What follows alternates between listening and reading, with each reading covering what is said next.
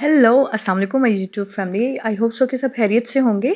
जो आज का हमारा टॉपिक है वो है connotation and denotation. First of all हम इसकी डेफिनेशन को इन डिटेल पढ़ेंगे एंड देन फिर एग्जांपल्स के थ्रू इन दोनों के डिफरेंस को सीखेंगे। Okay, let's talk about the definition of connotation and denotation. First of all, connotation connotation mean whenever you find out any emotional or cultural meaning of the word that is consider as connotational meaning. मतलब कि जब भी हम किसी चीज़ का meaning emotionally तौर पर या जब हम किसी चैप्टर को या किसी भी चीज़ को पढ़कर उसके अकॉर्डिंग उसका मतलब निकालते हैं तो वो कॉन्टेक्चुअल इमोशनल या कल्चरल मीनिंग उसे कहेंगे हम। ठीक है, अब जिस तरह एक होम है, होम क्या होता है? होम एक ऐसी जगह होती है, आल्दो होम तो एक अपार्टमेंट है, एक बिल्डिंग है, लेकिन इसका कॉन्टेक्चुअल मीनिंग है। इसका कॉन्टेक्चुअल मीनिंग ये होता है कि जहाँ पर हम रह रहे हैं, जहाँ पर हमें बड़ा सुकून मिलता है, हम अपनी डेली रूटीन की लाइफ जो है वो स्पेंड कर रहे हैं, हमारे सिबलिंग्स रहते हैं हमारे साथ, हम स्कूल जाते हैं, फिर हम घर आते हैं और हम एक्टिविटीज़ करते हैं, खेलते हैं, अपने रूम में रहते हैं। तो जो कॉनोटेशनल मीनिंग होता है वो हम इमोशनली किसी वर्ड का निकालते हैं उसके अकॉर्डिंग। ठीक है, लेकिन हम अगर किसी हम वर्ड का मीनिंग डेनोटेशनल ढूंढना की होता है बात करते तो हैं हम डिक्शनरी बेस पे उसका मीनिंग देखते हैं। जो डिक्शनरी मीनिंग होता है वो डेनोटेशनल मीनिंग होता है। जो डायरेक्टली एक लिटरल सिंपल मीनिंग होगा वो होगा डेनोटेशनल मीनिंग। अब जिस तरह होम है, होम का मतलब क्या होता है? एक बिल्डिंग, एक अपार्टमेंट। सिंपल इसका डेनोटेशनल मीनिंग क्या है? अ ड्वेलिंग प्लेस, मतलब एक अपार्टमेंट या बिल्डिंग।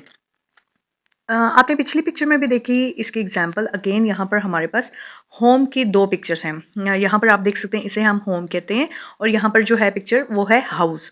ओके, होम कौन सी जगह है? जैसा कि मैंने आपको बताया, कॉन्नोटेशनल में हम कॉन्टेक्चुअल मीनिंग देखते हैं, मतलब कि इमोशनली किसी चीज़ का मीनिंग निकालते हैं।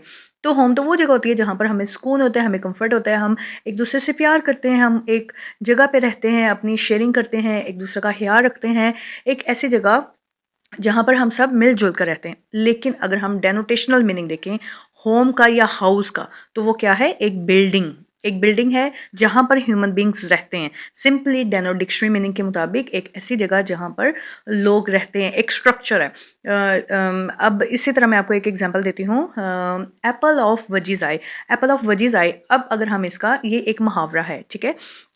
अगर मैं इसका आपको बताऊं कि कॉनोटेशनल मीनिंग, तो कॉनोटेशनल मीनिंग क्या होगा कि एप्पल सेब ऑफ वजीहा आइज, मतलब वजीहा की आंखों का सेब। लेकिन ये तो मुहावरा है, तो ये मैंने इसका डिक्शनरी मीनिंग आपको बताया। लेकिन इसका कॉन्टेक्चुअल मीनिंग क्या होगा?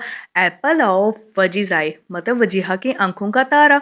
अब देखें कॉनोटेशनल और डेनोटेशनल में कितना फ़र्क है। तो आपने इसकी ना एक मैं आपको निशानी बताना चाहूँगी कि कॉनोटेशनल को आप कॉन्टेक्चुअल, मतलब कॉनोटेशनल सी और कॉन्टेक्चुअल सी, तो आप सी सी को याद रखें। और डेनोटेशनल मतलब डी और डिक्शनरी डी, तो D D. Denotational dictionary meaning, connotational contextual meaning.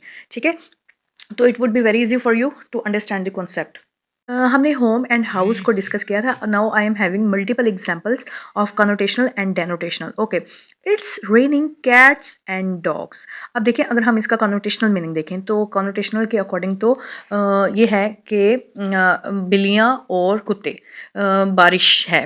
देखें कितना अजीब सा मीनिंग है, लेकिन ये एक मुहावरे के तौर पे हम बोलते हैं। It's raining cats and dog, के बारिश बहुत मूसलाधार हो रही है। अब मूसलाधार को हम मूसलाधार कैट्स एंड डॉग का नाम दे देते हैं। ठीक है, अगर डिक्शनरी मीनिंग में देखें तो डायरेक्टली जो डिक्शनरी के मुताबिक कैट्स का मतलब है बिल्लियाँ, डॉग्स का मतलब है कुत्ते, और रेनिंग का मतलब है बारिश, और इट्स का मतलब है ये डेनोटेशनल डायरेक्टली जो डिक्शनरी का मीनिंग है। ठीक है, लेकिन अगर कॉन्टेक्चुअल देखें तो इसका मतलब है कि बहुत मूसलाधार बारिश हो रही है। तो इसलिए हम मूसलाधार को एक कॉन्टेक्चुअल मीनिंग देने के लिए इसे हम कह रहे हैं कैट्स एंड डॉग्स।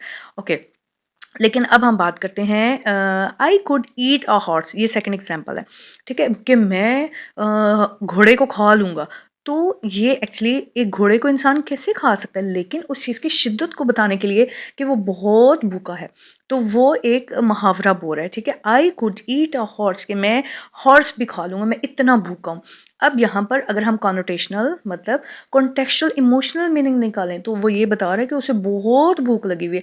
लेकिन अगर इसका डायरेक्टली हम डेनोटेशनल मीनिंग देखें तो एक इंसान कैसे एक घोड़े को खा सकता है, तो इसका मतलब है आई कुड के मैं खा सकता, ईट अ हॉर्स के एक घोड़े को खा सकता। तो अगर अब आप भी इस चीज़ को देख सकते हैं कि एक घोड़े को इंसान कैसे खा सकता है, और ये एक प्रॉपर सेंटेंस कैसे हो सकता है एक घोड़े को, मतलब इट्स एक अजीब सी बात है ना। लेकिन बेसिकली इसका हमने इमोशनल मीनिंग निकालेंगे तो आप इस चीज़ को बेटरली समझ लेंगे कि इसका मतलब यहाँ पे ये है कि मैं इतना भूखा हूँ कि अगर मुझे घोड़ा भी दिया जाए तो मैं वो भी खा लूँगा। लेकिन डिक्शनरी मीनिंग के मुताबिक ये है कि मैं खा सकता, I have the physical capacity to consume an entire animal, कि मैं पूरा जो हॉर्स है वो now I would like to summarise connotational and denotational. Connotational क्या होता है? इमोशनल मीनिंग होता है। कॉन्टेक्चुअल मीनिंग होता है जब हम किसी चीज़ को पढ़ते हैं और उसके मुताबिक उसका मायने जो है वो ड्राइव करते हैं। ठीक है, जिस तरह कि मैंने आपको होम की एग्जांपल दी, उसका कॉनोटेशनल मीनिंग क्या होगा और उसका डेनोटेशनल मीनिंग क्या होगा। उसके बाद है डेनोटेशनल। डेनोटेशनल आप हमेशा से याद करें कि जैसे हम डिक्शनरी पे कोई भी वर्ड का मीनिंग ढूंढते थे, इवन मोबाइल पे भी जब हम कभी कोई वर्ड का डायरेक्टली जो मीनिंग ढूंढते हैं वो डेनोटेशनल मीनिंग होता है, कि जो उसका लिटरल असल मायने होता है। ठीक है, तो डेनोटेशनल, इसके निशानी जैसे कि मैंने आपको पहले बताई, डेनोटेशनल डी और dictionary meaning D, connotational C and contextual C, तो C and D. Now here I am also giving you more example of rose. अगर रोज़ की अगर हम एग्जांपल लें तो रोज़ क्या होता है? एक फ्लावर की टाइप है, और लेकिन अगर इसका कॉनोटेशनल मतलब इमोशनल मीनिंग देखें तो इमोशनल मीनिंग ये है कि ये हैप्पीनेस को शो करता है, ये प्यार को शो करता है। ठीक है, लेकिन अगर इसका डिक्शनरी मीनिंग देखें, डायरेक्ट मीनिंग देखें, तो हमें यही पता चलता है रोज़ जो है वो एक फ्लावर है और ये फ्लावर के एक टाइप में से, इसलिए इसका नाम जो है वो रोज़ है। लेकिन कॉनोटेशनल देखें तो इसका मतलब है ये प्यार, हैप्पीनेस और किसी के अफेक्शन को शो कर रहा है। ठीक है, अच्छा जी, अब नेक्स्ट हम कार की एग्जांपल लेते हैं। कार का अगर हम कॉनोटेशनल मीनिंग देखें तो इससे हमें पता चलता है कोई बहुत चीज़ लग्जरी, वाओ, जिसे हम कहते हैं कि इससे तो बड़ी एक अच्छी फ्रीडम वाली लाइफ है, एक लग्जरी लाइफ है जिसमें आसाइशें और जस्ट आप अपनी मटेरियलिस्टिक या अपनी लाइफ को बहुत अच्छा आपने बनाया हुआ है, आपके पास कार है and all that. I hope so कि आप इस चीज़ को ज़्यादा बेहतर समझ सकते हैं। लेकिन अगर हम वैसे अगर इसका डिक्शनरी का मीनिंग देखें, डायरेक्टली मीनिंग देखें, तो कार क्या है? एक व्हीकल है जिसके ऊपर हम सफ़र करते हैं, इसके 4 टायर होते हैं एंड ऑल दैट। ठीक है, तो I hope so now it would be very clear. हमने home, houses, car, flower and different example ली ताकि आपकी बेटर अंडरस्टैंडिंग हो सके। Bundle of thanks. I hope so कि आपको लेक्चर समझ भी आया होगा। अगर आपको कोई और टॉपिक में if you are interested and you want कि मैं आपको बताऊं, तो I am here to explain. You may suggest और you may tell me in comment box. इंशाल्लाह I will make a video for you. Thank you. Kindly please subscribe my channel if you like it. Thank you.